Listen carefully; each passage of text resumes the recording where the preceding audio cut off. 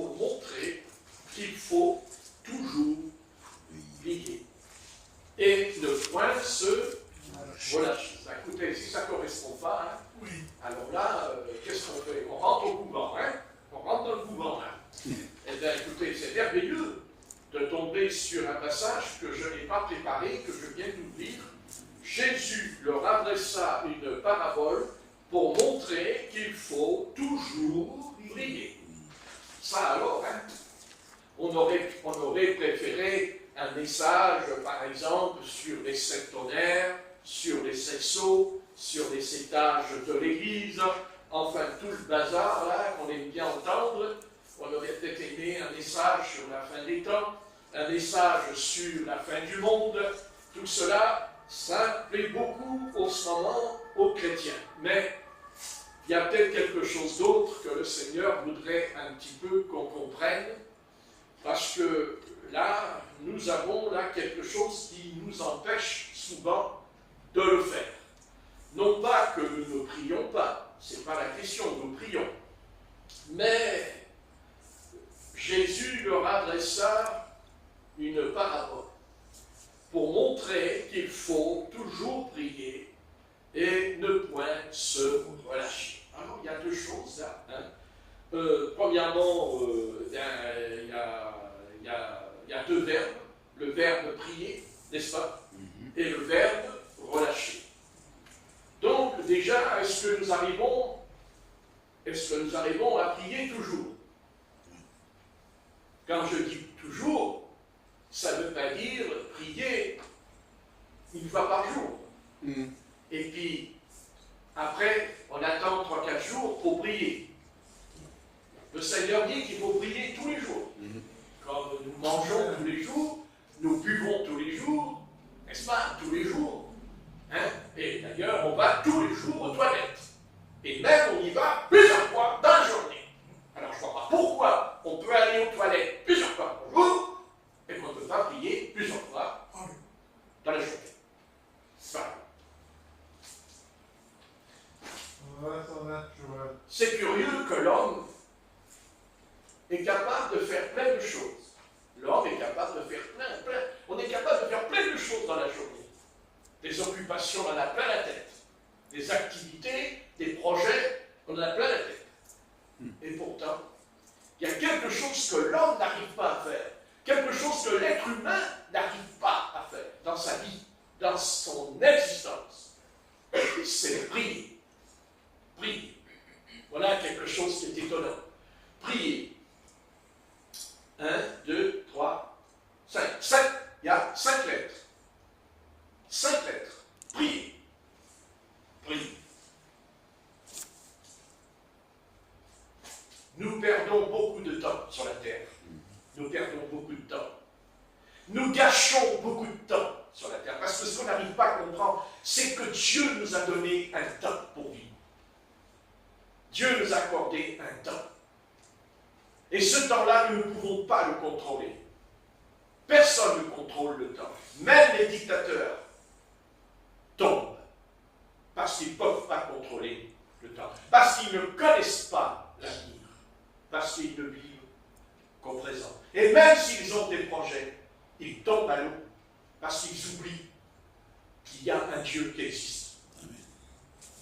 Que ce Dieu-là qui existe, ce n'est pas n'importe quel Dieu. C'est le Dieu d'Israël. Le Dieu d'Israël. C'est important. Et je vous invite même à prier.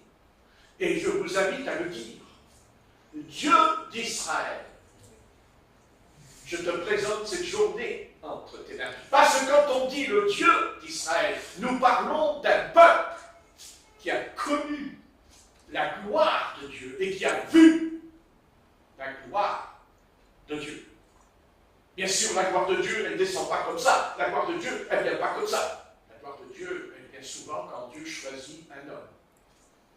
Et une fois, il a choisi aussi une femme qui s'appelle Déborah. Donc, je n'entre pas dans cette discussion de savoir si une femme ou un homme ne peut pas être saisi et être employé par Dieu.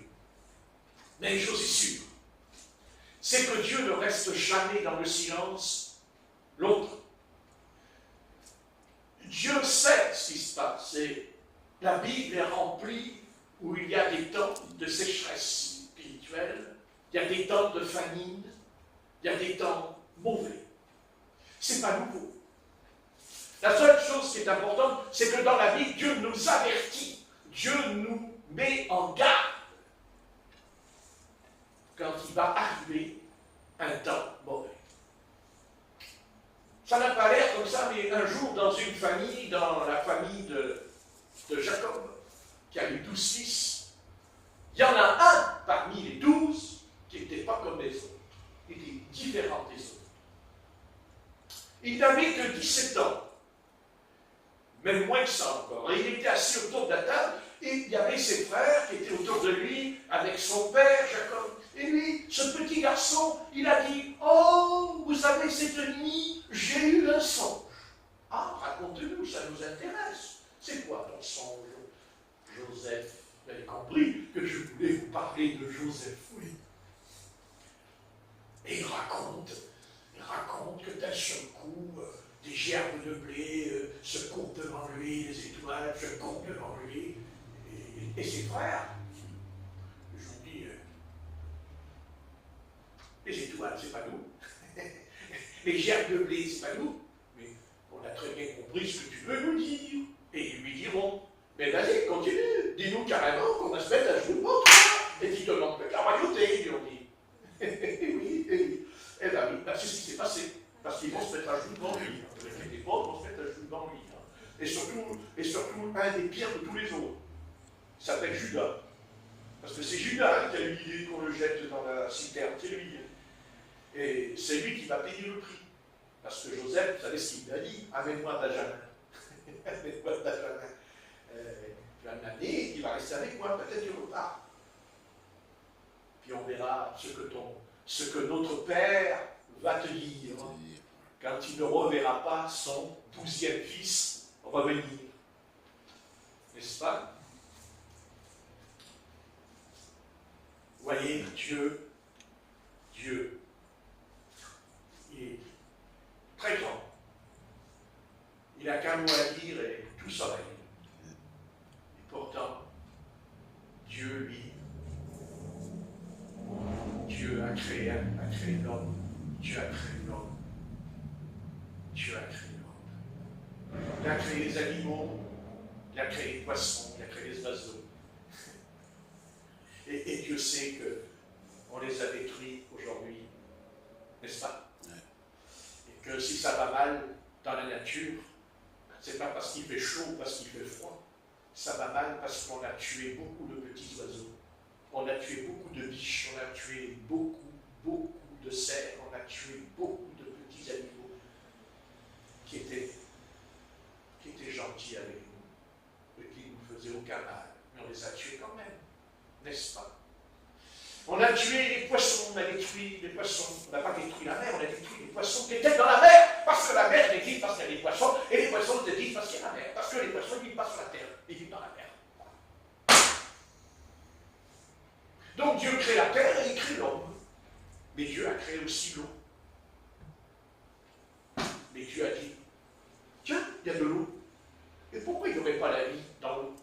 Alors il a créé des poissons. Il a créé qu'un poisson. Ah, il a créé que les sardines. Ah tiens, je n'ai créé que des sardines. Oh, puis alors, attention, les sardines, elles vont aimer un porc. Ah, ils vont aimer ce porc. Ça s'appelle Marseille. Oh, Marseille. À l'époque, c'était Massilia. Non, Dieu a créé plein de poissons. Il a créé des petits poissons. Des petits poissons. Et il a créé des gros poissons. Oui. C'est pour que... Il a créé des gros poissons. Oui, il a créé des gros poissons. Et pourquoi l'Éternel a créé des gros poissons? Mais pourquoi l'Éternel a créé des gros poissons? Stéphane dit, ah oui, c'est bien, des gros poissons, des petits poissons, ah, je suis content, si je peux avoir un bol là, avec de l'eau, puis je mettrai dedans, là, des poissons rouges, là, t'es gentil, là, un petit peu de nourriture là, c'est ça. Eh oui, c'est ça. Eh oui. Mais pourquoi tu t'as un gros poisson? Un gros poisson. Puis le petit poisson. Le petit poisson, il part là. Marquez le petit poisson qui va plus vite que le gros poisson. Ah, vous avez jamais vu ça? Petit poisson. Et la baleine. N'est-ce pas? Mais Dieu pouvait la créer. Et pour sauver un homme, il s'appelle Jonas. Ah. Et si Dieu n'avait pas créé le gros poisson, Jonas il aurait resté au fond de la mer. Est-ce que le petit poisson n'aurait pas pu avaler Jonas, le petit poisson? Comme il veut, le petit poisson, il a tout petit estomac. Mais le prophète, il fallait un estomac, c'est-à-dire une maison, un temple, c'est-à-dire un refuge, pour le protéger, pour pas qu'il meure. Eh oui, eh bien oui. Ça veut dire que tout ce que fait Dieu, tout ce que Dieu entreprend, c'est parce que lui, il connaît l'avenir, parce que Dieu connaît le futur, parce que Dieu savait que Jonas allait venir. Il le savait, puisque c'est lui qui l'a créé. Mais quand Dieu a créé Jonas, c'est un homme différent. C'est un homme différent, c'est un homme qui s'appelle un prophète.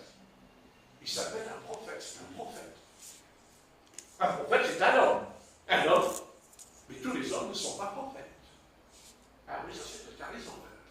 T'as raison, pasteur. Tous les hommes ne sont pas pasteurs non plus. Tous les hommes ne sont pas évangélistes. Tous les hommes ne sont pas diacres, ne sont pas évêques.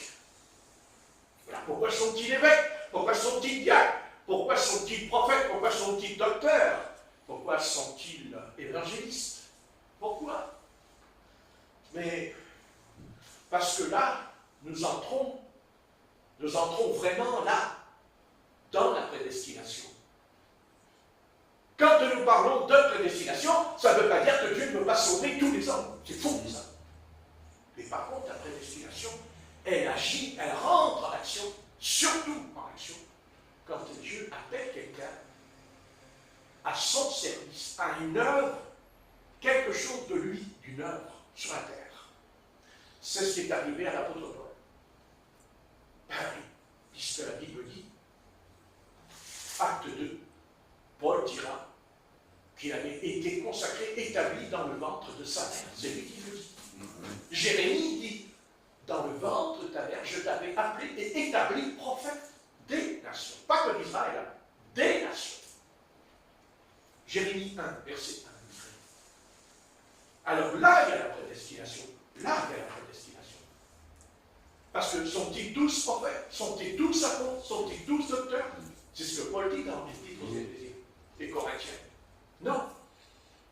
Donc c'est vrai, si on est un pasteur, si on est un docteur, si on est un apôtre, si on est un prophète, là c'est pas pareil, c'est pas un libre arbitre. On n'entre pas dans un libre arbitre. Et c'est le seul endroit où on n'entre pas dans un libre arbitre. Puisque Dieu dit à Jérémie qu'il avait déjà été établi prophète dans le ventre de sa mère. Mais pas pour la question du salut, pas pour le salut, ça non. Dieu, il sauve tout le monde. Toi, il sauve tout le monde, c'est pas vrai. Dieu, il sauve tout le monde. C'est pas vrai. Dieu sauve tout le monde. Et Dieu n'a pas prédestiné, dans le sens qu'il dit, toi, t'es perdu, et toi, tu seras sauvé parce que je l'ai décidé. Ça, c'est faux. La prédestination ne sert pas à ça. La prédestination est une force qui nous permet qu'une fois qu'on s'est converti, Satan ne peut plus s'emparer de nous. C'est fini. Il ne peut pas, parce qu'il y a le mot prédestiné. Là, il ne peut pas. Et heureusement. Parce qu'on retournerait en arrière. Ah oui, c'est sûr. Et ça nous est arrivé, mais on ne peut pas. Et là, il y a la prédestination. Là, oui, nous avons été prédestinés avant la fondation du monde. Mais attention, pour que ça rentre pour que ça devienne un acte vivant. Dieu a dit, oui, mais je n'enlève pas le libre arbitre. Je n'enlève pas la liberté que j'ai donnée à l'homme. Et tu es libre. Tu es libre.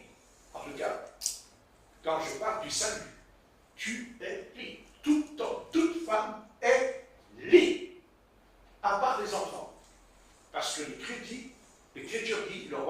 Dieu appartient aux petits-enfants. Vous voyez, parce qu'ils sont encore innocents. Encore. Oui. Bien sûr, nous sommes plus innocents ce soir, nous le savons tous. Personne n'est innocent ce soir dans cet endroit. Nous sommes tous coupables parce que nous avons tous péché. Nous avons tous transgressé la voie. Tous. Tous. Même les Juifs. Ça leur plaît pas, mais c'est très... Donc, vous voyez, donc ce soir, tu es prédestiné. Parce que tu as obéi. Parce que tu as fait ce que Dieu attendait de toi quand il t'a parlé. Parce que Dieu nous parle. Dieu nous parle. Dieu nous parle. L'apôtre Paul dit que Dieu nous parle par la nature. Romains, chapitre 1, vous avez qu'à lire. Dieu nous parle par la nature. Et quand Dieu parle par la nature, il ne dit pas je parle qu'aux Juifs. Dans Romains 1, il parle aux païens aussi. Car autant Juifs et païens sont condamnés par la justice divine. Ah oui, il y a une justice. Il y a une justice dans ce livre. Il y a le pardon, mais il y a le châtiment aussi. Il y a la punition. Il y a la colère de l'Éternel dans la Bible. La colère de l'Éternel, la colère de Dieu. La colère de Dieu. Eh oui. Il était tellement en colère qu'il a laissé sur la terre que 8 personnes. Oh, 8 personnes. On est 7 milliards. Et il n'y a plus que 7. Que 8. Parce que c'est Dieu. Et comment j'ai mis en colère Dieu? Au travers de la nature. En faisant tomber de l'eau sur la terre. Et en faisant sortir l'eau des abîmes.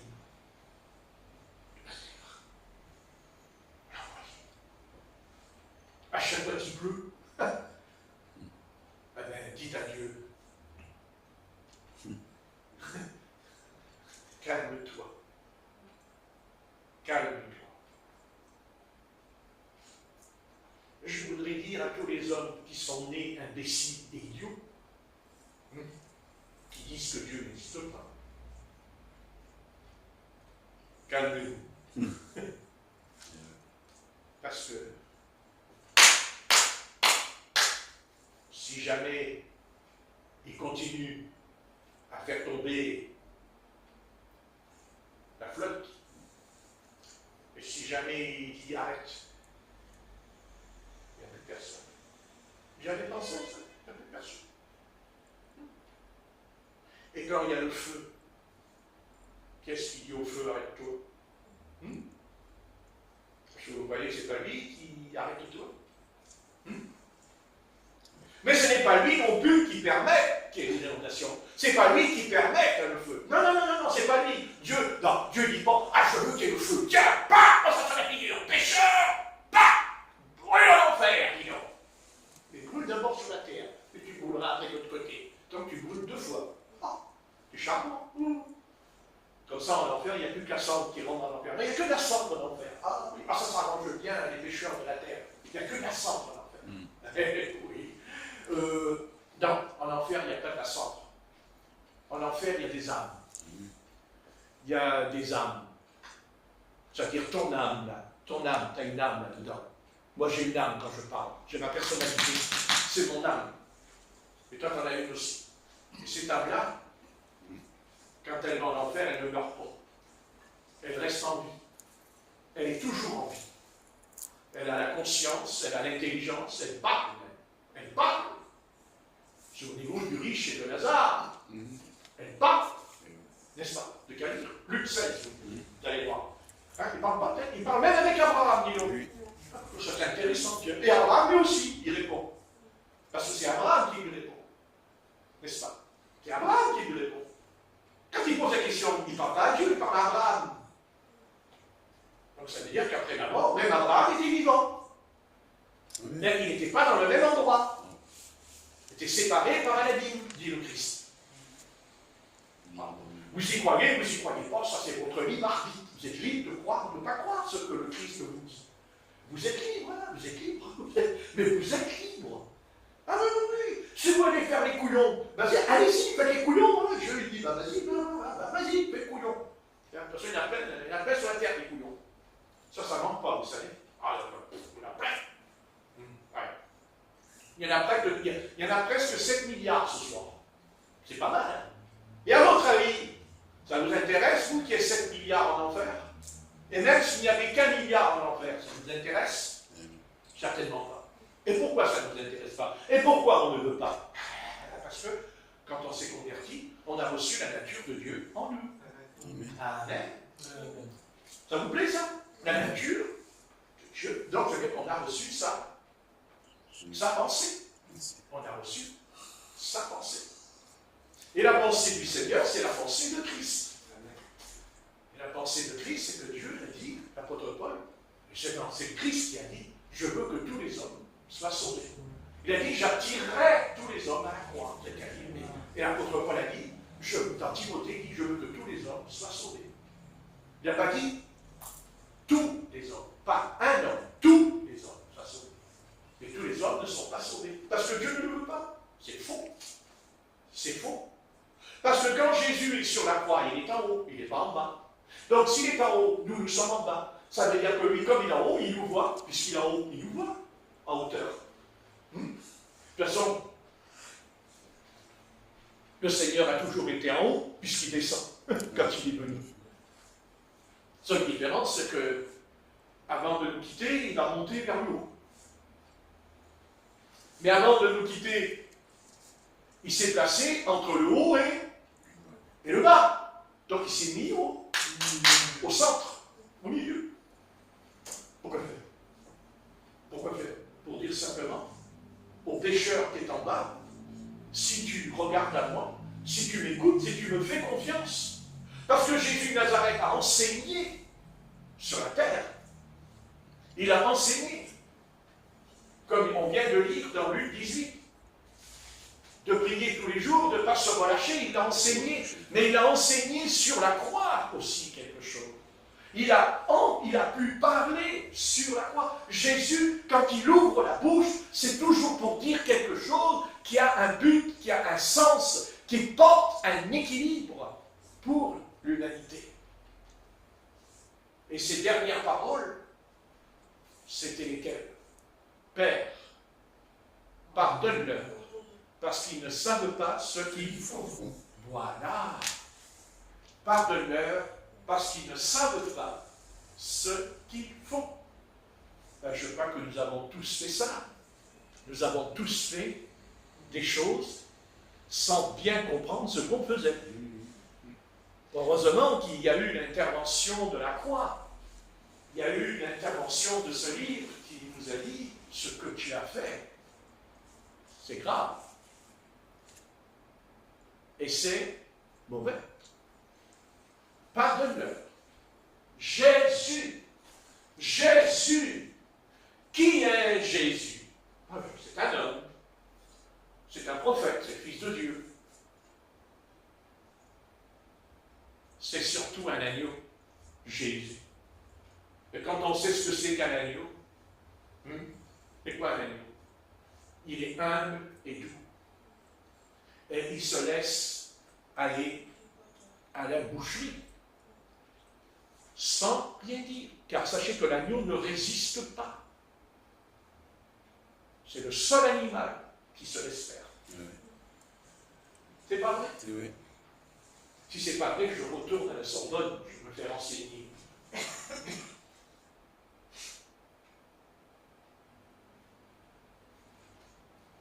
Qu'est-ce qui ne marche pas dans la vie spirituelle, dans beaucoup de croyances ce soir? Qu'est-ce qui ne fonctionne pas en eux? Eh bien, c'est parce qu'ils n'ont pas compris, ils n'ont pas saisi. Ils n'ont pas compris que Jésus, c'est l'agneau.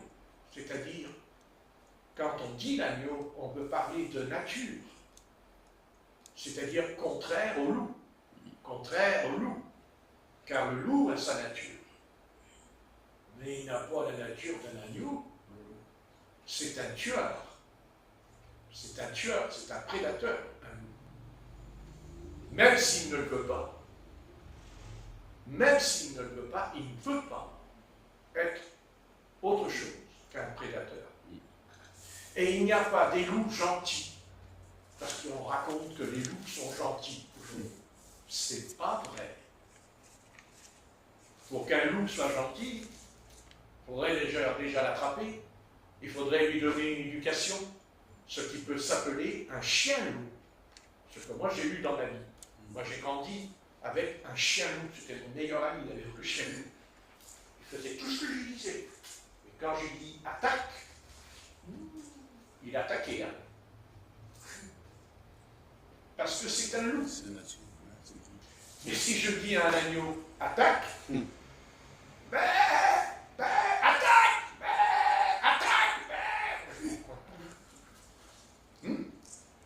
parce que c'est sa nature, c'est la nature. La nature, oh la nature, c'est important la nature. C'est très important la nature. D'ailleurs, il y a même la nature dans l'hérédité. Car sachez qu'on hérite, hein, attention, on peut hériter de 4 générations en arrière. Et même Dieu dit qu'il punit jusqu'à la 4e génération. C'est pas vrai ça aussi? Oui, c'est la nature. Et nous sommes nés avec une nature pécheresse. Nous sommes nés avec une nature rebelle. Et même si on se convertit, on est encore moins qu'avant. Bon, ça dépend des natures. Parce que quand on se convertit, on dit « Ah, ben ça y est, je suis converti, je suis au Seigneur. » En ma nature, alors, elle est complètement transformée, ma nature. N'est-ce pas?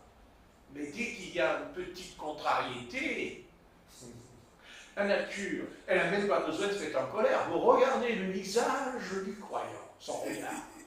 Alors là, vous vous marrez de nez. Il arrive dans l'église, le croyant, et il dit, j'ai reçu la nature de Jésus. Et là, il rentre dans l'église, il vous regarde et il fait ça. Bonjour frère, ça va? Il s'assoit, vous lui parlez, il a pas envie qu'on lui parle. Il a dit, mais pourquoi il me parle? Je ne suis même pas encore assis sur la chaise, il est en train de me gonfler le ballon à l'entrée de la maison. Là. Alors qu'est-ce qu'il fait le croyant? Il fait ça. Retiens-moi. Dieu d'Israël, retiens-moi. Je sens que ça va partir. Heureusement que l'autre, il y a un ange, à côté quand même, hein. Dans le ciel, on ne le voit pas dans la pièce. N'est-ce pas? Et ça, c'est la nature, c'est notre nature.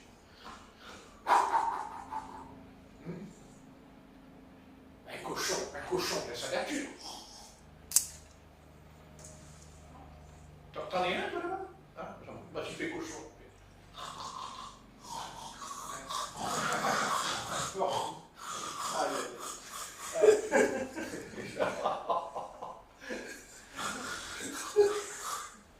Ça vous détend.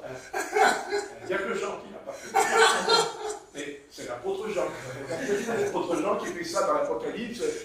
Alors, il écrit l'Apocalypse, et de ce coup, il y a Jean qui fait. Quand tu lis, tu vois. Et non. Et non. Bon, il faut bien lire un peu. Ouais. Ouais. Puis, vous savez, on peut aller plus loin, il y a les vaches. Voilà. Voilà. Et puis il y a les chiens. Oh, ça c'est facile. Allez-y. C'est pas très chien quand même. Hein? Ah ouh. Non, la chienne c'est. Ça c'est ok ça. Ah oui, justement. Ceux qui vont regarder la vidéo, ils vont se dire on va prier parce que je crois qu'ils sont tous en psychiatrie dans cette assemblée. Bien aimé. Et le chat? Hein? Non. Mais on les aime, les animaux. Ah oui. D'abord, c'est nos amis. C'est ça. Et des fois, c'est le meilleur ami de l'homme. C'est pas vrai? Eh si, c'est vrai. Eh si, c'est vrai. Hein? Eh oui. C'est sûr. Eh oui. Bon, nous avons conclu qu'il faut toujours prier. Amen. Hein? Jésus leur adressa une parabole. Alors bien sûr, quand il adresse sa parabole, ce n'est pas quand il dit qu'il faut toujours prier. mais il va nous montrer, puisqu'il dit pour montrer. Et donc il y a un troisième verbe, on ne l'a pas dit, montrer. Et alors, il dit, il y avait dans une ville un juge qui ne craignait point Dieu et qui n'avait d'égard pour personne. Il y avait aussi dans cette ville une veuve qui venait lui dire pendant longtemps, qui venait lui dire, fais-moi justice, fais-moi justice de ma partie adverse. Pendant longtemps, il, voilà, longtemps, il n'a pas dit c'est court, il dit longtemps. Donc quand on prie, il faut s'attendre à ne pas être exaucé rapidement. Il faut qu'on arrive à comprendre ça. Oui. Puisqu'il dit longtemps. Mais il y a un mais. Et c'est là où la parabole va intervenir pour nous encourager. Pendant longtemps, il refusa. Mais ensuite, il dit en lui-même, quoique je ne craigne point Dieu et que je n'ai d'égard pour personne, néanmoins, parce que cette veuve m'importune, je lui ferai justice afin qu'elle ne vienne pas sans cesse me casser la tête. C'est rare, cette phrase dans la bouche de Jésus. Oui. C'est étonnant de sa part, me casser la tête. Ah oui. Non, mais c'est étonnant, cette phrase, chez le maître. Quand même. Mais pourquoi il a parlé comme ça? Pour nous montrer que quand on demande quelque chose au Seigneur, quelle que soit la longueur, la lenteur de l'exaucement, elle aura lieu quand même. Car jamais Dieu n'exaucera pas, c'est pas vrai. Toute prière qui est faite avec le cœur et sincère sera exaucée. Amen. Sera exaucée. On est d'accord avec ça? Sera exaucée. Mais il dit, ça prendra du temps. Voilà, il y a un temps. Mais si on ne le fait pas tous les jours, on peut retarder et interrompre le temps. Puisqu'il dit, faites des prières tous les jours. Vous voyez, tous les jours. Tous les jours. Pourquoi? Parce que quand on remplit un vase, on ne le remplit pas à moitié. On le remplit tout entier. Eh oui. Donc, quand on prie pour quelque chose, ou quand on prie pour quelqu'un, eh bien, il faut toujours penser que quand on prie, eh bien, on a un vase. Eh oui. Et ce vase, c'est qui? C'est nous. Ce n'est pas le pécheur, c'est nous. Ça veut dire que la personne va se convertir ou une situation, eh bien, va changer parce que le vase est rempli d'eau. Et que s'il n'y a pas de changement, c'est parce que le vase ne contient pas justement, jusqu'au bout. Jusqu'au bout. Quand on boit, on remplit le verre. Des fois, on dit, donne-moi la moitié.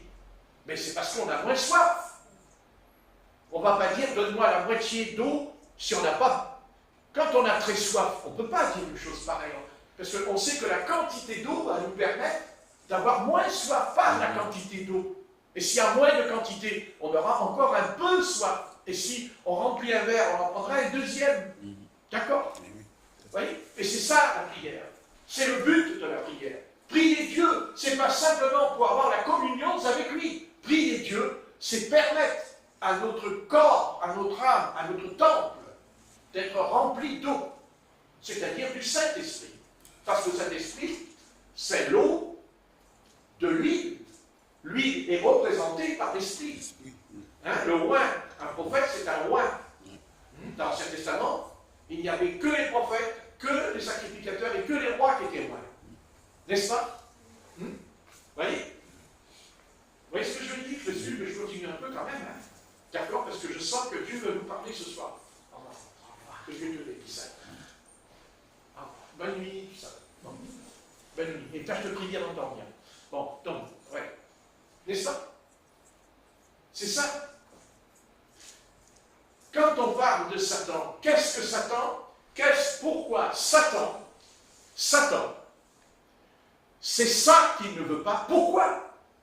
Parce que lui, à l'origine de sa nature, car il n'a pas toujours été Satan, vous le savez, tout ça, je le répète, mais vous le savez, je ne suis pas là pour répéter, mais je suis obligé de le dire par rapport à ce que Dieu veut nous faire comprendre.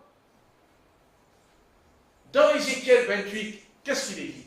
Il dit, au sujet de Lucifer, avant sa chute, il dit, dans Darby, dans la version Darby, il est écrit chérubin d'onction. Dans la seconde, il dit chérubin aux ailes déployées. Mais c'est pareil, aux ailes déployées. Vous voyez? Les ailes, c'est pour voler. Vous voyez? C'est important. C'est pas pour bien que le Saint-Esprit, quand il descend sur le Messie, il descend dans la forme d'un oiseau, d'un colombe. Mais il dit que c'était le Saint-Esprit, c'est écrit. C'est écrit, le Saint-Esprit descendu en forme de colombe, dans Luc. Donc, le Saint-Esprit, c'est l'onction.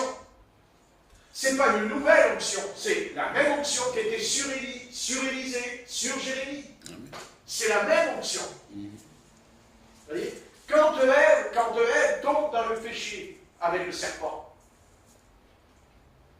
elle n'est pas simplement, comment t'expliquer? Elle n'est pas simplement en contact avec un animal, puisqu'il dit que le serpent était l'animal le plus rusé des champs. Ça ne veut pas dire que c'était un animal. Ah bon? Mais non. Parce que Paul dit l'homme animal. Ah! Là! Prends ça. Prenez ça, là, les docteurs d'église. Mais prenez ça, l'homme animal. Et pourtant, je ne suis pas un animal. Et Paul dit l'homme animal. Ah? Mais pourquoi Paul dit l'homme animal, puisque ce n'est pas l'animal, c'est un homme? Donc le serpent, à votre avis,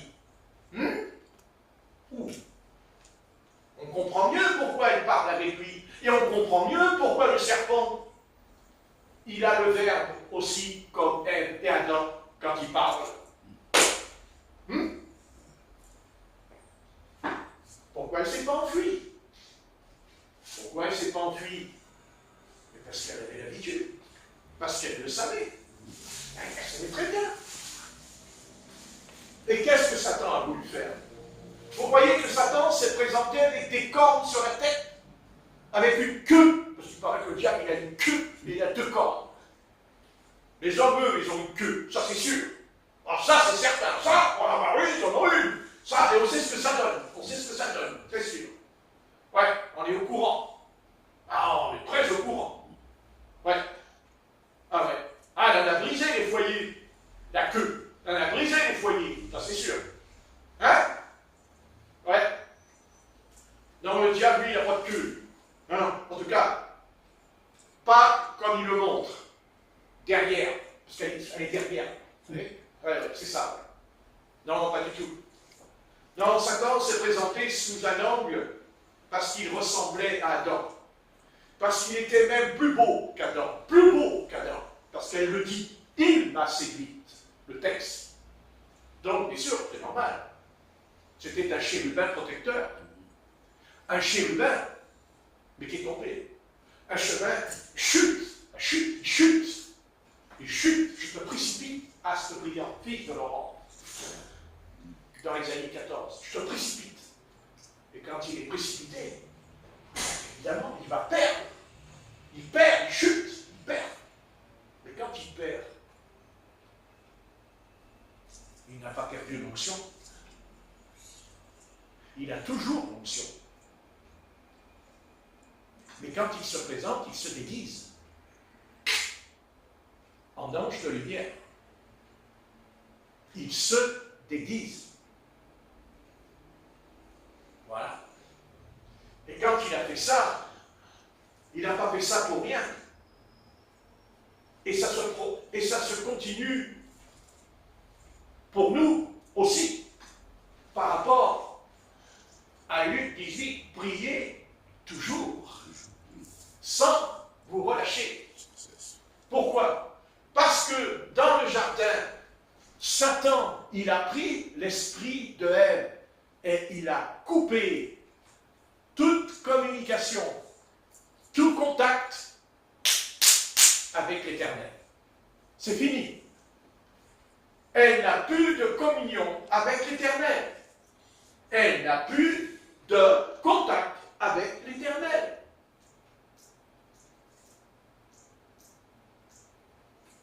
Exactement ce qui s'est passé. Avant, après. Avant, après. Et ce soir, c'était avant, comme ça pour nous, après, c'est comme ça, ce soir, Amen. En nous. Amen ou pas? Amen. N'est-ce pas? Mais ça se fait parce que j'ai mis la prise, parce que j'ai la prise. J'ai la prise, je vais enlever la prise. Il y a la lumière là? Est-ce qu'il y a la lumière là? Non. Je remets la prise. Allez, ça c'est le Père. Ok? Ça c'est le Père. Et ça c'est nous. Je prie. Ok. Je prie.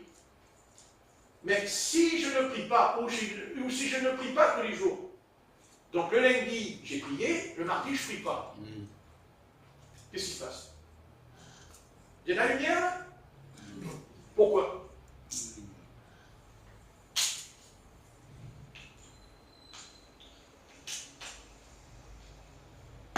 Très bien.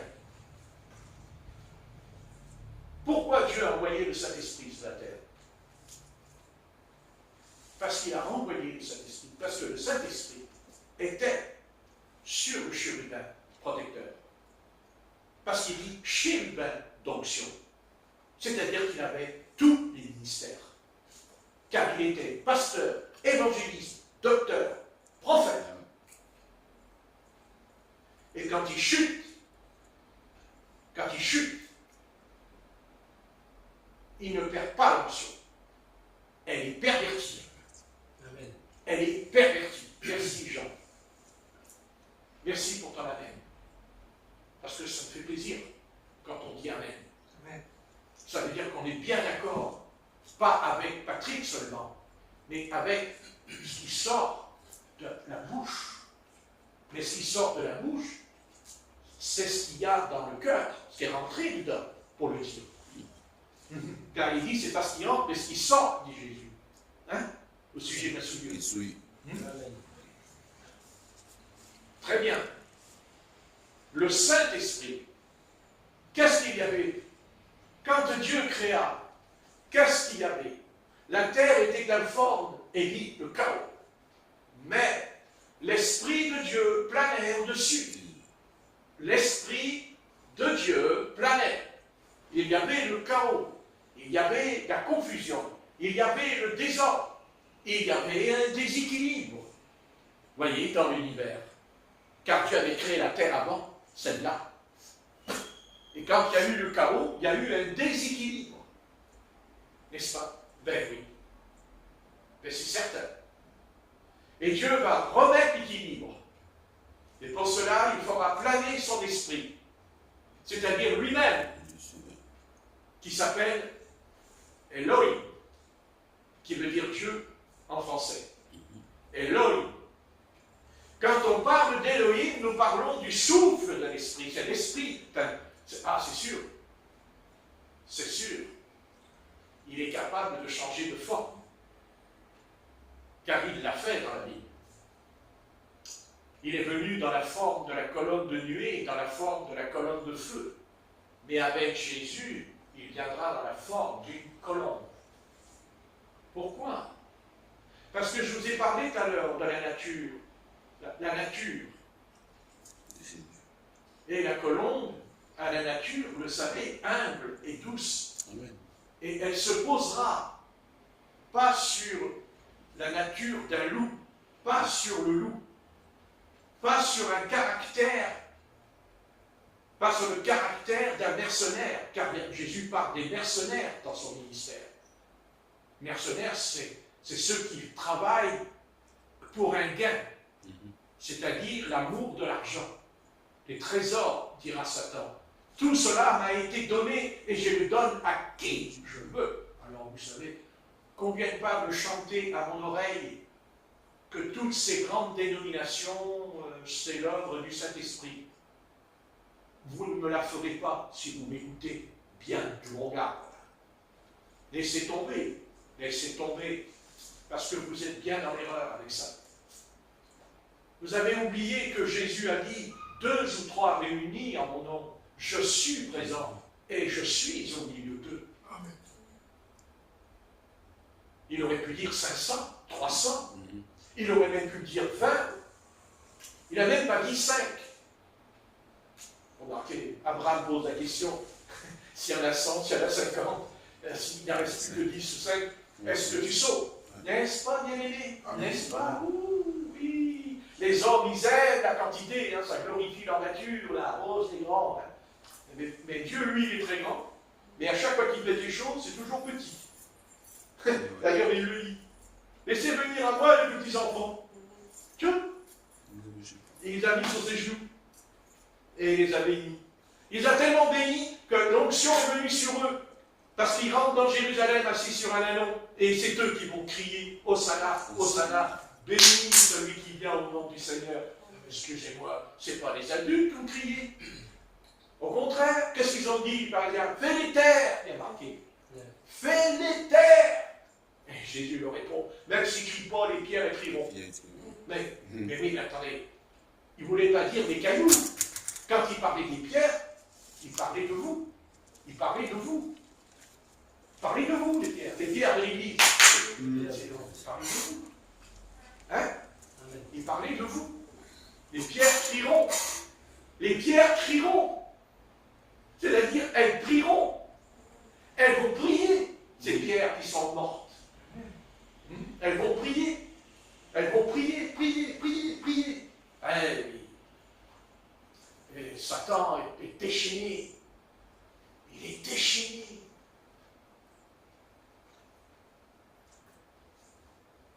Il est tellement déchaîné qu'il est dit qu'il est rempli de folie. Et il est tellement rempli de folie. Attention, quand je dis qu'il est fou, il n'a pas perdu la tête. Loin de là. Mais il est fou dans le sens qu'il est tellement insensé au fond de lui, car après tout, entre nous, si Dieu lui a accordé la repentance, admettons que Dieu lui accorde la repentance, puisqu'il est dit que c'est l'Esprit qui convainc de péché, de jugement et de justice. Mais Dieu ne lui accorde pas. Et pourquoi? Mais parce qu'il a commis un des plus grands péchés dans l'univers. Il a rompu toute communion avec lui. Et plus tard, il le fera avec Adam et Ève sur la terre, pour que nous aussi, nous ayons plus de communion avec lui. Plus de communion, plus de relation, plus d'intimité. Moi, je vois là un couple. Je ne peux pas parler à son épouse comme lui, il parle à son épouse, parce que tous les deux, ils ont une intimité. D'abord parce que la loi leur autorise. La loi leur autorise. Ils ne sont pas contre la loi. Parce qu'ils sont mariés. Donc, ils vont se dire des choses que nous, on n'entendra jamais. C'est un secret pour tous les deux. Parce qu'ils ont communion. Et le jour où il n'y a plus de communion, ils n'ont plus rien à se dire. Et j'en sais quelque chose. J'en sais quelque chose.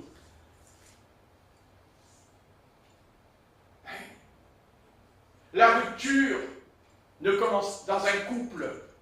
La gravité dans un couple qui rompt le couple en deux, c'est quand il n'y a plus de communion.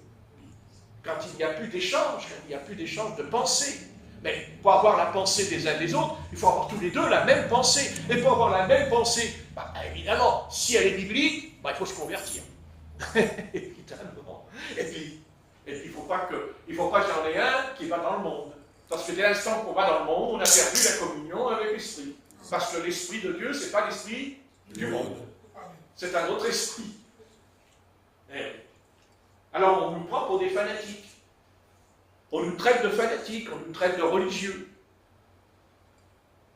Et qui sait que je peux faire cuire un œuf? Donc, c'est très clair pour moi. C'est ça que l'ennemi. Pourquoi on dit l'ennemi? Pourquoi on dit Satan, c'est un ennemi? On ne dit pas ça du Seigneur. On dit c'est notre ami. Et pourquoi Jésus est notre ami? Parce qu'on parle avec lui. Parce que quand il dit quelque chose, on dit oui, Seigneur, tu as raison. On est d'accord. Mais c'est pas seulement être d'accord. La prière, c'est pas simplement pour prier comme une machine. La prière, c'est pas une machine. Je répète les mêmes mots dans la prière, les mêmes phrases. La prière, c'est l'ami, la communion d'un ami. Quand on souffre, on lui apporte notre souffrance. Quand on est malade, on lui apporte notre maladie. Oui. Et quand on est joyeux, on apporte aussi notre bonheur par la louange. On le loue. Le Seigneur, ce n'est pas quelque chose d'impersonnel. C'est quelqu'un qui... Le Seigneur Jésus, quand on dit Jésus, on parle de quelqu'un qui est vivant. Même s'il n'est pas là, par exemple, quand l'époux de Phénomène s'en va au travail, il n'est pas dans la maison, mais elle sait que son mari, il est vivant. Oui, d'un seul coup, il y a le portable qui sonne. Allô, ça va, chérie? On m'a bien préparé le machin ce soir, hein? S'il te plaît, hein, ne t'inquiète pas, chérie, ne t'inquiète pas, je t'ai préparé un plat. Oh là là là là. Oh, tu vas voir, tu vas m'aimer encore plus qu'avant. Parce qu'à chaque fois qu'elle fait la cuisine, son mari, il l'aime encore plus qu'avant. Parce que c'est tellement beau. Et quand c'est moins bon, il prie pour rester toujours que c'est bon. C'est pour rire un peu, mais c'est un peu vrai. Je sais, les choses simples peuvent tellement nous paraître. Et pourtant, vous savez ce qui nous manque? C'est la pratique. Pratique, dit l'apôtre Jacques. Celui qui pratique, dit l'apôtre Jacques. Amen. Mais je ne peux pas pratiquer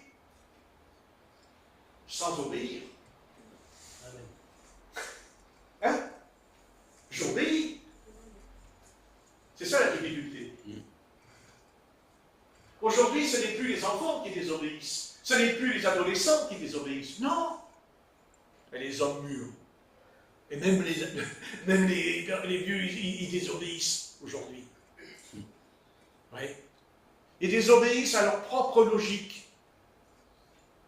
Parce qu'ils font des choses qu'ils n'auraient même pu faire à leur âge. Par exemple, une grand-mère qui se met un short dans la rue quand elle marche, on voit les veines, les artères sur les cuisses.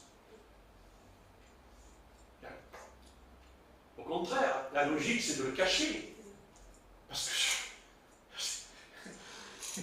on peut pas cacher, on peut pas faire disparaître la vieillesse, mais on peut la cacher en s'habillant. Mais la jeunesse aussi, elle fait le contraire, elle se déshabille pour montrer qu'elle est belle. Ah bah oui, elle va dans le péché après, puisqu'elle est belle. On est tenté. Vous voyez. Alors le Seigneur a donné la solution. Dieu a toujours une solution. Et la solution de Dieu, il n'y en a pas d'autre. Et je vous avertis, il n'y en a pas d'autre. Et si on m'écoute, faites bien attention, parce qu'il n'y en a pas d'autre. C'est que Dieu est 3 fois saint. 3 fois saint. Saint, saint, saint est l'Éternel. 3 fois. Une fois, 2 fois. 3 fois. Ça veut dire que Dieu ne plaisante pas avec ça. C'est-à-dire que là, nous tombons dans ce que j'ai dit tout à l'heure, nous tombons dans sa nature, sa vraie nature. Sa vraie nature. La vraie nature de Dieu, c'est la sainteté. Et l'homme n'est pas saint. Même quand il se convertit, il n'est pas saint. En tout cas, certainement pas 3 fois. Une fois peut-être, et encore. Et encore s'il ne fait pas l'imbécile durant sa vie spirituelle, parce qu'il a rencontré quelqu'un dans la rue, il a dit, bon, bah, t'es dans la rue, viens chez moi, je vais t'aider. Le frère, il a tellement aidé qu'à un moment donné, c'est elle qui va l'aider dans le lit après. Vous voyez? Un coup de main, un remerciement. Vous voyez? Mais c'est le péché. C'est le péché. Donc Dieu est très saint. Et ce qui peut nous sauver, ce qui peut nous empêcher justement de comprendre, de rejeter même quand on est tenté. Ben, c'est ce mot terrible dans la Bible. C'est la sanctification. Ah, c'est la sanctification. Aïe, aïe, aïe, aïe, qu'on n'aime pas entendre ça. Aïe, qu'on n'aime pas entendre ça. On aime entendre la grâce. La grâce de Dieu, oui. L'amour de Dieu, oui. Qu'on aime ça. Mais la sainteté de Dieu. Là, on est moins. Disons, on va pas aller aux Jeux Olympiques pour gagner la sainteté. Un courant, hein. Alors que Paul, il dit, je cours. Courez. Bon, parce qu'on pourrait aussi nous faire les Jeux Olympiques ce soir. N'est-ce pas? Et dire, comme Paul, courez dans le stade, afin de remporter la couronne incorruptible. Et Paul me dit qu'elle a été réservée, parce qu'elle dit, elle m'est réservée, mais il a dit aussi, j'ai combattu le bon combat de la foi. J'ai persévéré, j'ai été jusqu'au bout. C'est-à-dire jusqu'à la mort. Et d'ailleurs, quand il le dit, il n'était pas mort encore. Mais il dit qu'il savait de quelle mort il allait mourir. Il le savait, puisqu'on lui a dit, ne va pas à Rome, ne va pas à Jérusalem. Ils vont t'arrêter. Et il dit, mais je le sais, à tel point que les frères d'Éphèse, ils ont été sur le bord d'une rivière, c'est écrit qu'ils sont mis à genoux, ils pleuraient. Mais Paul se relève et dit, mais arrêtez de pleurer, vous me faites, mais non, vous me faites du tort. Vous faites du tort au Seigneur, il a dit. Amen. Vous voyez? Parce que Paul était converti. Et être converti pour Paul, c'est qu'il savait, mort ou pas mort, ça ne change rien. Son destin a été scellé parce qu'il a la vie éternelle. Parce qu'il a la vie éternelle. Parce qu'il est en Christ. Parce qu'il est uni. Il est union. C'est l'union entre le Christ et Paul. Et ça, c'est fait où? Sur le chemin de Damas. Amen. Amen. Sur le chemin de Damas. C'est-à-dire le jour de sa repentance. C'était le jour du salut. C'est ça le salut. C'est la repentance. Quand on dit le salut, c'est la repentance. On pense à la repentance. Pourquoi il y a tant de croyants qui tombent aujourd'hui? Parce qu'ils ne se sont pas repentis au départ. Ils ne se sont pas repentis. On ne peut pas rester avec le Seigneur si on n'est pas passé par une profonde, une réelle repentance, c'est-à-dire la première fois. Et on ne s'en rappelle même pas. Personne ici peut dire à quelle heure il s'est repenti. Personne ne peut dire même quel jour. Il peut dire l'année, oui, l'année, oui, mais pas le jour. Pas le jour. Et un jour, on s'est repenti. Un jour, on a demandé pardon au Seigneur. On lui a dit, je demande pardon, Seigneur, j'ai péché contre toi, j'ai péché contre toi. Et c'est ce péché-là qui te rattrapera. C'est ce péché-là qui te rattrapera. C'est comme ça que le pécheur va en enfer. Parce qu'il est rattrapé par son péché. Et il est rattrapé par son péché. Parce qu'il a dit non, je ne veux pas me repentir, je ne veux pas changer de chemin, je ne veux pas changer de direction. Même s'il le sait, il ne veut pas au fond de lui. Et il croit que ce n'est pas de sa faute. Il dit, c'est pas moi, c'est pas de ma faute. Comme a dit Ève et Adam. Ève dit, c'est pas moi, c'est le serpent. Vous voyez? Adam dit, c'est pas moi, c'est la femme que tu as mis auprès de moi. Mais lui, il ne dit pas. Adam, il ne dit pas, je me repens. Il ne dit pas, Dieu, j'ai péché contre toi. Allez-y, montrez-moi dans la Genèse. Montrez-moi au chapitre 3 de la Genèse, où Adam a dit, Dieu, j'ai péché contre ta face. Jamais. On est bien d'accord avec ça? Amen. Jamais. Il ne s'est jamais repenti. Et elle non plus. Alors ils ont été chassés d'Éden. C'est pour ça qu'ils sont chassés d'Éden. C'est pas seulement parce qu'ils allaient manger. Oui, ils allaient continuer, mais c'est pour ça qu'ils les chassent, parce qu'ils ne pouvaient que continuer à pratiquer le péché dans le paradis. Et Dieu a dit, ça c'est hors de question. Ça c'est hors de question. Et il les chasse, et il les fout dehors. Comme Jésus qui a chassé les prêteurs, les vendeurs de pigeons dans le temple de Jérusalem. Avant de mourir, il chasse du temple. Et quand il les chasse, le temple s'écroule. Et quand le temple s'écroule, Israël s'écroule. Mais après, l'Empire romain s'écroule. Vous voyez, ça suit, l'Empire s'écroule. Parce que tant qu'il y avait le temple, sur la terre de Jérusalem. Tant il y avait le temple. C'est ça qui a tenu les choses. C'est le temple. Parce que c'était la maison de l'Éternel qui était sur la terre. C'est sa maison. Elle était sur la terre. N'est-ce pas? Et la maison de Dieu, en tant que la pensée de Dieu pour Israël. Pourquoi Israël est frappé? Pourquoi Israël? Pourquoi les Juifs, ils meurent? Pourquoi la haine? Pourquoi il n'y a plus la protection? Parce qu'il n'y a plus le temple. Ils ont chassé hors du temple celui qui était capable de restaurer le temple, de mettre le temple à sa valeur, c'est-à-dire saint, saint, saint est l'Éternel des armées. Donc ils ont chassé Jésus, ils ont chassé l'Éternel des armées. Donc les armées qui entouraient Israël, ils ont vaincu Israël puisque le chef de l'armée n'était plus dans le temple. Souvenez-vous de Josué, dans le camp. Il rencontre un homme. Il a dit, remets ton épée dans ton fourreau. Cet homme lui répond, je suis le chef de l'armée. Je suis le seigneur des armées. Vous comprenez? Tout est une question d'armée. Tout est une question d'armée. Et ça se terminera comme ça, par une bataille, par un combat violent et terrible, avant et après. Car avant, on va partir. Et on va aller aux noces de l'agneau. Parce que Dieu va nous dire des choses qu'on ne sait pas. Il va même dire des choses qui ne sont pas écrites dans la Bible, mais il va nous le dire dans la salle. Et croyez-moi, on va sortir, oula, pas seulement avec la tunique blanche, mais avec une terrible armure. Et cette armure, nous l'avons, elle est en nous ce soir, elle ne se voit pas, mais elle est en vous. Amen. C'est sûr. Parce que si vous ne l'aviez pas, écoutez, il y a longtemps que Satan, il nous aurait détruits ce soir. Il nous aurait détruits. Comme il a détruit Adam et Ève. Comme il a détruit Israël. La Bible dit que Salomon a livré la bataille contre les Philistins. Mais qu'est-ce qu'il a fait? Il dit qu'il a pris de l'huile et il a oint les boucliers de l'armée d'Israël. Il a oint les boucliers. Il avait des super boucliers. Mais ça sert à quoi? Il fallait l'onction. Il fallait l'onction. Il fallait l'action. C'est l'Esprit de Dieu qui planait au-dessus des eaux. Et Dieu dit que la lumière soit, et la lumière fut. Et Dieu dit à Israël, tu écraseras tous les ennemis. Mais attention, si tu m'obéis, mais si tu me désobéis, tu vas t'en prendre plein la tête. Et ça va pas tarder.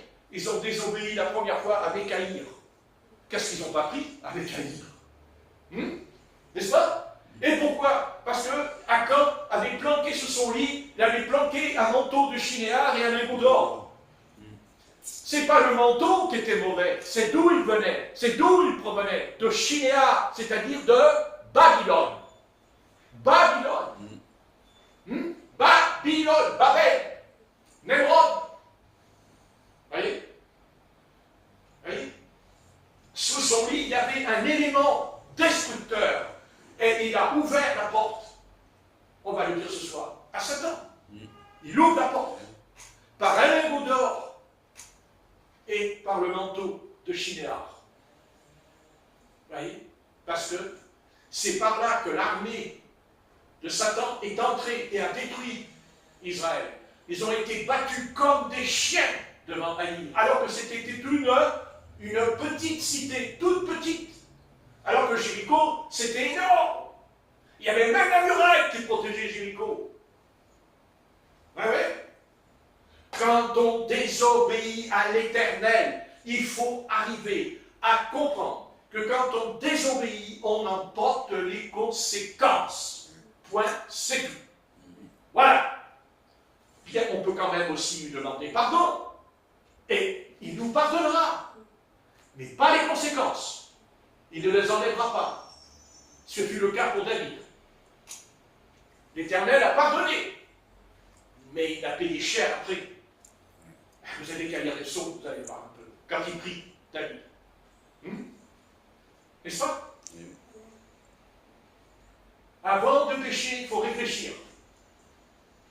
Réfléchir, pour moi, c'est peser dans la balance de la justice de Dieu. Parce que Dieu ne fermera jamais les yeux sur le péché. Jamais, jamais, jamais, jamais. Et ne croyez pas qu'il se réjouit quand on pêche. Il est triste. il rentre dans un état de tristesse énorme avec tout le ciel quand il a. Oui, mais aussi il peut être joyeux pour un seul pécheur qui se repent. Ça aussi c'est écrit dans l'Évangile, avec les anges. Vous voyez ce que je veux dire? Tant qu'on n'a pas pris conscience. Et vous me direz, mais qu'est-ce que c'est que le péché? C'est l'adultère, c'est la fornication, c'est le mensonge. Oui, bien sûr, c'est pas ça le péché. Ça, ce sont les attributs d'un péché redoutable qui s'appelle l'incrédulité. L'incrédulité, le doute. Voilà. Voilà le péché, le doute. Qu'importe ce que elle a fait. Moi, je sais ce que je fais, je garde pour moi. J'en ai rien à faire qu'on soit d'accord ou pas. Moi, je sais ce qui s'est passé, parce que l'Esprit de Dieu me l'a dit, au fond de moi, ce qui s'est passé. Mais le plus important, c'est que Dieu a toujours dit, si elle n'avait pas douté, elle ne l'aurait pas fait. C'est parce qu'elle a remis en question le commandement. Parce qu'elle discute avec le diable.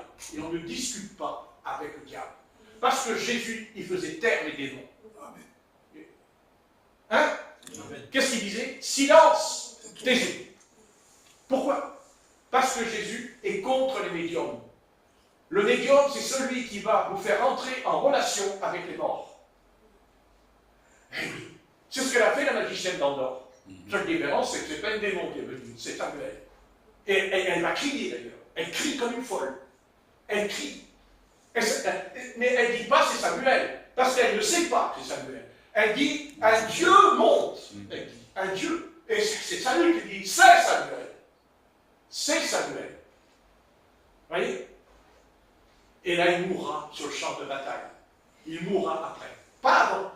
Avec tout ce qu'il a fait, Dieu aurait pu le tuer. Ce qu'il a fait pendant 17 ans contre David. Non. Dieu l'a amené là, juste là où il l'a amené. C'est-à-dire le médium. C'est-à-dire rentrer en contact.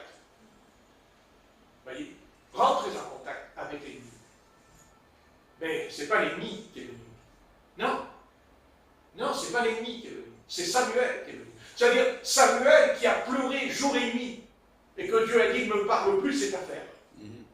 Et Dieu lui dit, et Samuel dans le ciel, en fait, il lui a dit, rappelle-toi de ce que je t'ai dit. Rappelle-toi de ce que l'Éternel t'a dit au travers de ma vie. Il te l'a dit. Eh bien maintenant, c'est bon. Il lui a dit, demain, et ton fils sera avec moi. Parce qu'il a dit, et ton fils sera avec moi.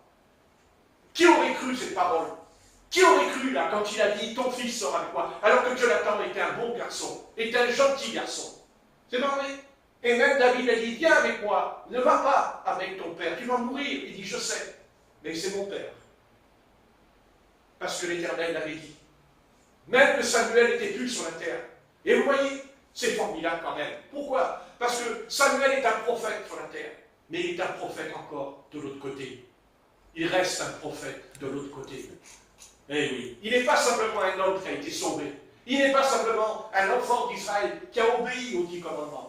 Il est né prophète, il est un prophète, et il restera un prophète. Et dans le ciel, il est toujours un prophète. Alléluia! Ça, c'est extraordinaire. Ouais. Alors, on ne vient pas nous dire après que, on ne vient pas nous chanter qu'après la mort, il n'y a plus rien. Vous voyez? Il n'y a plus rien. Après, ben, Samuel, d'où il vient? On va dire, Enoch a été enlevé. Oui, d'accord, il a été enlevé, mais il est où? Oh, il est où? Élie a été enlevé, il est où? Les fils des prophètes, ils ont dit, l'Éternel l'a amené, il l'a déposé sur une montagne. Mais, pas Samuel. Pas Samuel. Pas Samuel. On va les faire taire. Ces fameux gaillards là, qui nous disent, ouais, mais Enoch il est parti, puis alors et après. Mais Samuel, on a après. On a avant. Après. Et c'est ce que vous saurez. Enfin, c'est ce que nous saurons après. Ce que nous sommes ce soir. Ce soir, si tu pries, ce soir, si tu lis la Bible, si tu aimes le Seigneur, vraiment, tu sauras ce que tu es là-haut. Tu ne perdras pas ce que tu es ce soir. Ah non. Ah non. Et travaille à augmenter en toi l'amour que tu as pour le Seigneur. Amen. Car l'apôtre Pierre l'a dit, Seigneur, tu sais toutes choses, mais tu sais que je t'aime. Je t'aime, je regrette ce que j'ai fait, mais tu sais, je t'aime, tu sais. C'est ça sa position, sa vraie position. Et là, on n'est plus dans la loi, on n'est plus dans les 10 commandements, on n'est plus dans... Non, on est dans quelque chose qui s'appelle « Je suis uni ». C'est l'union. C'est pour ça que Dieu a donné une femme à Adam. Pourquoi faire? Pourquoi? Pour dire, oh, elle est jolie. Oh, regardez les petites bébêtes. Regardez. Ah, l'évêque qui est avec lui quand même, hein, mais il a dû dire qu'elle est jolie. Marqué, le diable aussi, il a vu qu'elle était jolie. Il ne serait pas venu autrement, si elle n'était pas jolie. Hein? Enfin, il l'a embelli aussi, là, ne vous inquiétez pas. Il a bien embelli. Bien sûr. Bien sûr, bien sûr. On a, vous savez, ouais, ce que je dis là, vous savez, Dieu ne va pas m'envoyer prêcher ça dans les grandes assemblées, hein, parce que s'il n'y a qu'une seule fenêtre, je crois que je vais passer par la fenêtre. Vous voyez? Ouais. Non, il n'y a qu'ici que je peux parler comme ça. Mais remarquez, Jésus l'a dit. Jésus l'a dit. Petit troupeau, ne crains rien. Petit troupeau. Alors, vous voyez, peut-être que vous entendez des choses que vous n'entendrez pas dans les assemblées. D'abord parce qu'ils ne sont pas d'accord. Ils ne sont même pas d'accord entre eux. Parce qu'ils prêchent le Christ, mais ils ne sont pas d'accord entre eux. Mais ils prêchent le même Seigneur, mais ils ne sont pas d'accord entre eux. Mais alors, s'ils sont nés de nouveau, s'ils sont nés d'eau et d'esprit, le même esprit qui est en eux ne peut pas dire la même chose que l'esprit. Mon Dieu. Tragique. Tragique histoire de l'Église. Parce que si l'univers est dans la confusion pendant que je prêche, il ne vient pas du monde, il vient d'Église. Ah oui. La confusion. Oui. C'est pas vrai? Oui. Hein? La tâche. Vous savez ce que c'est qu'une tâche sur un habit? Une tâche. N'est-ce pas? Ben, il y en a une tâche sur l'Église. Et elle a jeté la confusion dans le monde entier. Dans le monde entier, elle a jeté la confusion. Même ce soir, au jour de la vie, avec tout ce qu'ils ont fait, on va dire qu'ils sont complètement tordus. Il ne faudrait pas oublier aussi une certaine Église aussi. Parce qu'après tout, si le monde en est arrivé là, je ne dis pas que le monde n'a pas contribué à en arriver dans cet état, mais l'Église, qu'a-t-elle fait pour empêcher cet état? Où est sa mission? Où est sa tâche? Où est son autorité? Où est la puissance que le Seigneur a dit à ses apôtres, à l'Église? Vous recevrez une puissance, le Saint-Esprit viendra sur vous, et vous serez mes témoins. Amen. Et juge l'austérité de la terre. Et blanc. Et qu'est-ce que Jésus a dit dans Matthieu 28? Au lieu de bassiner avec Matthieu 28 au sujet de la Trinité, il aurait mieux de dire, allez, et faites les nations des disciples. Hein? Amen.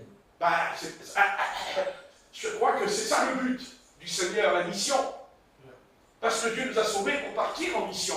Et on n'a pas besoin d'aller en Afrique pour être missionnaire. Sur le champ de travail, tu es missionnaire. Tu es un missionnaire. Pourquoi? Parce que je vais en Afrique, alors je vais convertir des Africains? Non, convertis-les déjà quand tu travailles. Convertis-les déjà dans ta cage d'escalier. Hein? Oui. Excusez-moi de parler comme ça. Hein? Parce qu'il y en a plein qui veulent partir. Je suis prophète. Hein? Il y a plein de millions sur YouTube. C'est épouvantable. Hein? Encore hier soir, il y en a un autre qui a dit, je suis un prophète de l'Éternel, Dieu m'a établi prophète. Alors il y en a un, il dit, je suis prophète. Il dit, voilà, je vous avais annoncé tout ça. Seulement, il n'a pas de peau. Il n'a pas de peau, ce prophète, avec Patrick. Parce que lui, quand il a dit ce qu'il avait annoncé, le problème, c'est qu'il n'a pas de peau. Il n'a pas de peau. Parce que les experts, ils avaient déjà annoncé avant lui, mais ce n'étaient pas les prophètes par contre. C'était des experts qui allaient dire ce qui allait arriver. Donc je me dis qu'il a dû écouter les experts quand même. Puisqu'il a dit les mêmes choses qu'eux, les mêmes mots, les mêmes phrases. Ah bon, Dieu va dire les mêmes mots, les mêmes phrases? Mais qu'est-ce qu'on me raconte là? Vous voyez, le prophète, avec des grosses bagues aux doigts, avec des costumes. Prophète, vous savez ce que c'est qu'un prophète? Un prophète, c'est un homme tellement simple. Un prophète, c'est un homme, excusez-moi, moi quand je lis les prophètes dans l'Ancien Testament, vous savez, les prophètes, ils vivaient dans les cavernes, ils vivaient dans la nature. Hein? Quand Dieu il a appelé Élie, il lui a dit, allez, tu vas au Carmel là-bas, le prophète. Hein? Et puis quand il n'avait plus à manger, Dieu l'a envoyé dans la montagne, au bord d'un ruisseau, les corbeaux lui apportaient de la viande et du pain tous les jours. Qu'est-ce que vous voulez? Les prophètes, aujourd'hui, ils mangent au restaurant à 3 étoiles. Quand ils partent en mission, ils ont une chambre à des hôtels à 4 à 5 étoiles, leur chambre. Et vous me dites que c'est des prophètes. Mais un prophète, c'est pas ça. Un prophète, c'est un homme tellement simple. Un prophète n'aura jamais envie de s'habiller. C'est pas qu'il ne faut pas s'habiller, mais il ne s'habillera pas. Il ne sera jamais mondain. Un homme envoyé de Dieu ne sera jamais mondain. Il n'aimera pas l'argent ni la mondanité. Ce n'est pas vrai. Un prophète, c'est un homme de prière. Et quand on prie, on n'en a rien à faire des choses du monde. Parce qu'on n'est plus en communion avec le monde. On est en communion avec le ciel, avec là-haut. Qu'est-ce qui nous intéresse? C'est l'onction. C'est d'être rempli de l'onction. Le reste, c'est secondaire. Mais alors, c'est secondaire. En tout cas, moi, pour moi, c'est vraiment secondaire. Ah oui, bon, elle a 20 ans, la chemise. Elle a 20 ans, la chemise. Seulement, au bout de 20 ans, la chemise, elle est trouée. Elle est trouée. Mais ça fait rien, je cache le trou dans mon pantalon. Je ne sais pas que je ne peux pas en acheter une. Mais c'est pas important pour moi. Ce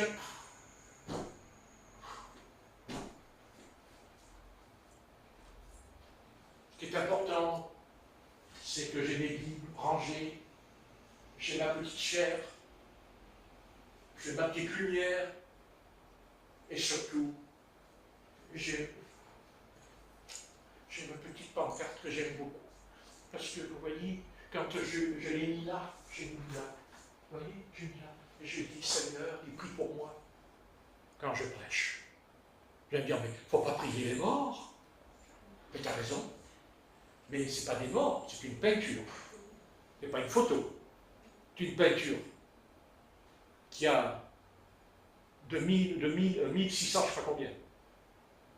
C'est pas, non, pas du tout. Pas les morts. C'est une peinture. Une peinture qui a été faite par un peintre. Certainement un peintre qui croyait vraiment, hein, monsieur. Excusez-moi. Vous voyez? C'est pas beau, ça. Est-ce que c'est pas beau, ça? Ça ne vous touche pas? Mais quand vous voyez, ça ne vous dit pas aussi de le faire tous les jours, comme on a lu tout à l'heure? Tout à l'heure, on a lu prier tous les jours. C'est pas ça l'image? Oui. D'accord. On va arrêter parce que c'est tard. C'est tard, maintenant j'arrête. C'est en moins le quart. Parce que quand je prêche, il y en a qui pensent beaucoup quand est-ce que je vais pouvoir rentrer à la maison. Quand je prêche. 8 heures. C'est-à-dire que, si vous voulez, ça c'est comme ça, hein. L'être humain est coupé en deux. Il y a le côté humain qui est bien écouté, puis il y a l'autre côté humain qui dit, bon, ben ouais, ben voilà, il faut rentrer là. Vous voyez? Mais non, c'est pas l'heure. Chaque chose en son temps. Mais ne vous inquiétez pas. Ne vous inquiétez pas. Ma petite réunion, là, elle va durer 10 fois plus l'heure que vous ne savez pas encore ce qu'il va. Parce que vous ne pouvez pas vous imaginer ce qui va vous tomber sur le coin de la figure. Vous ne pouvez même pas vous imaginer ce qui va arriver bientôt. Et vous allez voir la réunion. Et vous allez rester à la réunion. Vous allez voir. Parce que vous ne pouvez pas vous imaginer ce qui va se passer. Vous allez voir l'affrontement. Vous allez voir des avions, des bombardiers, des sous-marins nucléaires. Vous dites, mais non, ça va pas arriver. Ça arrivera, mais on ne le verra pas. Sachez qu'ils sont en train de tout préparer pendant que je prêche la Bible.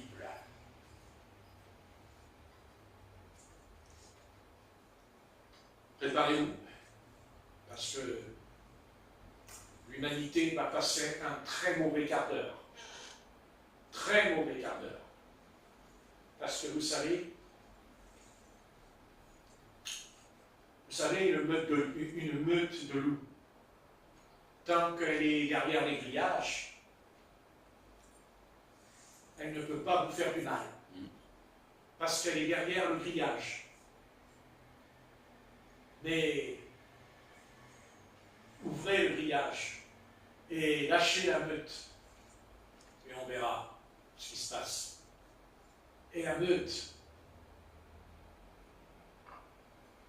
elle va être lâchée, la meute. Ah oui.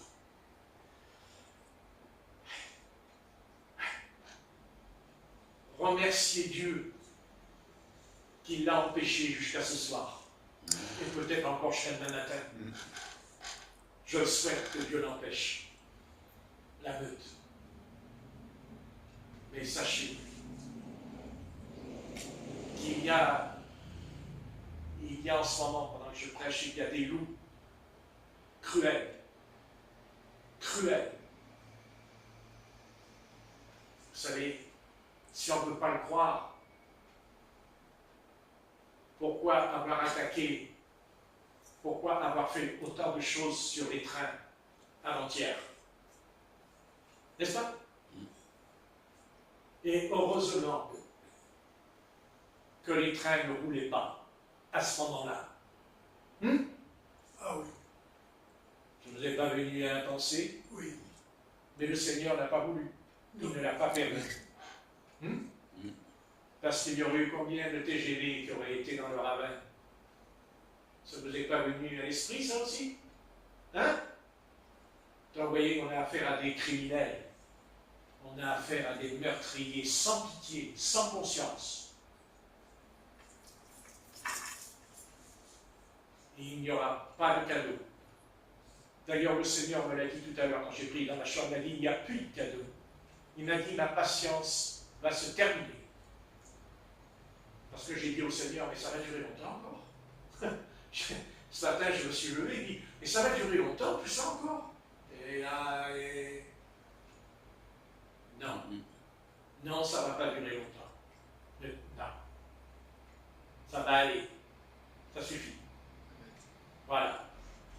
Et d'ailleurs, vous savez, rien que leur comportement, rien que leur conduite aux Jeux olympiques, qui d'ailleurs n'a rien à voir avec les Jeux olympiques, aucun rapport avec le monde du sport, qui est censé, le sport est chose qui est censé quand même de faire des jeunes, de trouver un équilibre.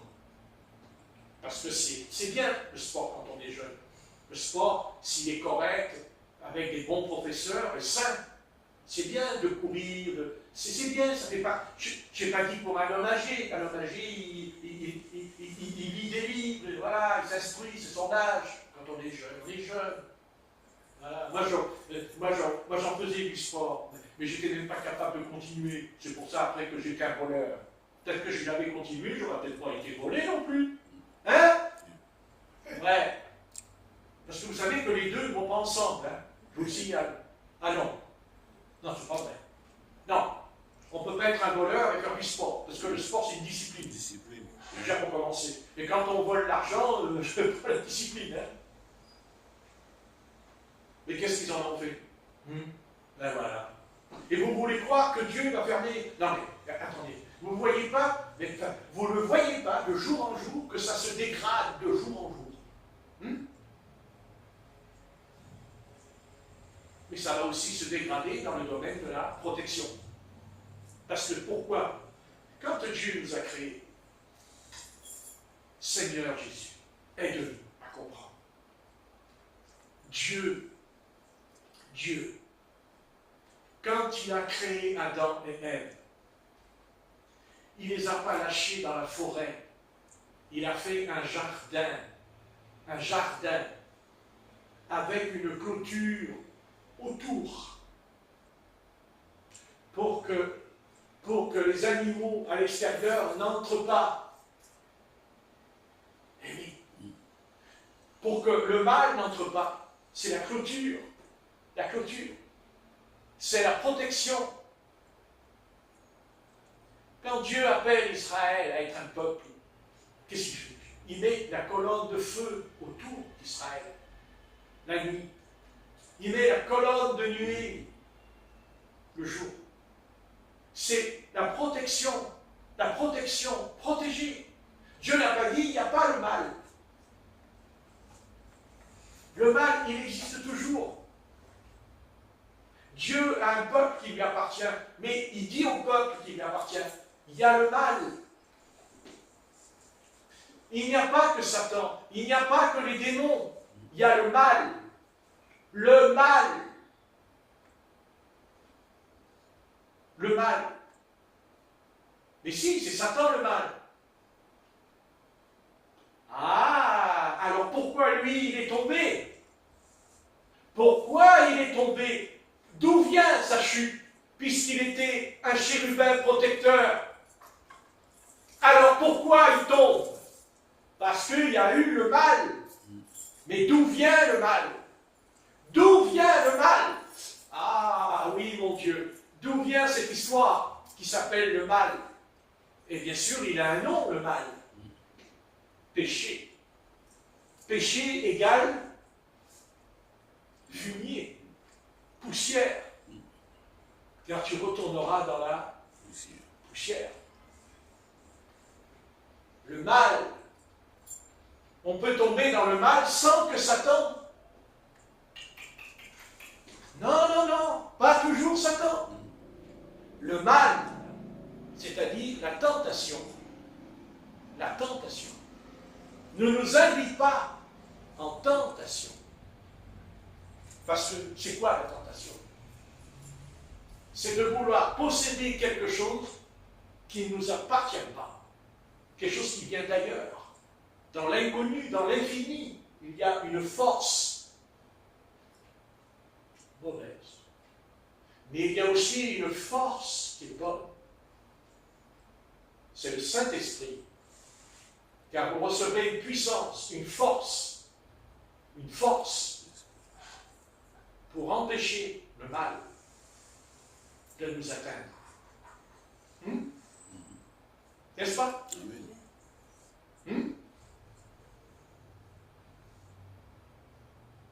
Ah, car on a vite fait d'accuser Satan.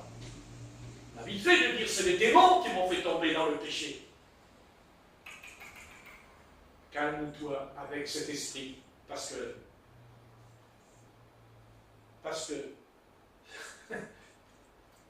ce que tu as fait,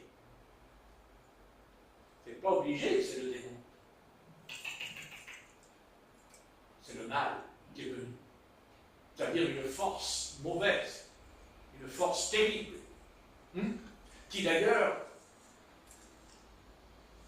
c'est pour ça qu'il faut toujours prier et veiller, parce qu'il est autour de nous.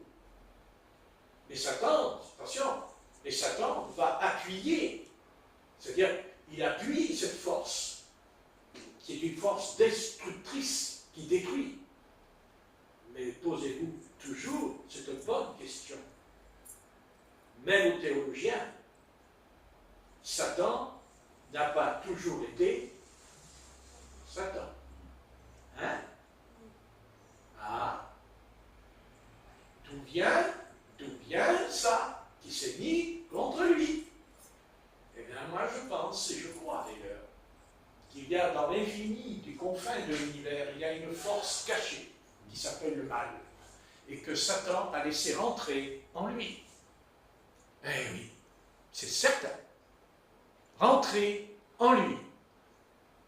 Parce qu'il ne pouvait pas être ça, puisqu'il était un chérubin protecteur, c'est-à-dire de la race des anges. La race. C'est quoi la race? Le mot racé. Nature. Alors je vous invite à bien prier, à bien réfléchir et dire toujours au Seigneur, ne permets pas. D'ailleurs l'apôtre Paul le dit, quand je sais faire le bien et que je ne le fais pas, je fais mal. Il n'a pas dit Satan, il n'a pas dit le démon, il a dit le mal. Dans Romains 7, 19, l'apôtre Paul a dit, je ne fais pas le bien que je veux, mais je fais le mal que je ne veux pas. Il n'a pas dit Satan, il a dit le mal, l'apôtre Paul. Et qu'est-ce qu'a dit l'apôtre Paul au sujet du mal? Il a dit, je tiens mon corps durement assujetti.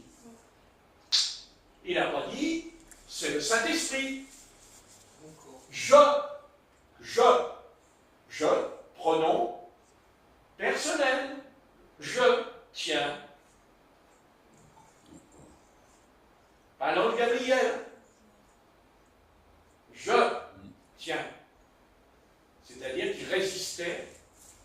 il résistait au mal.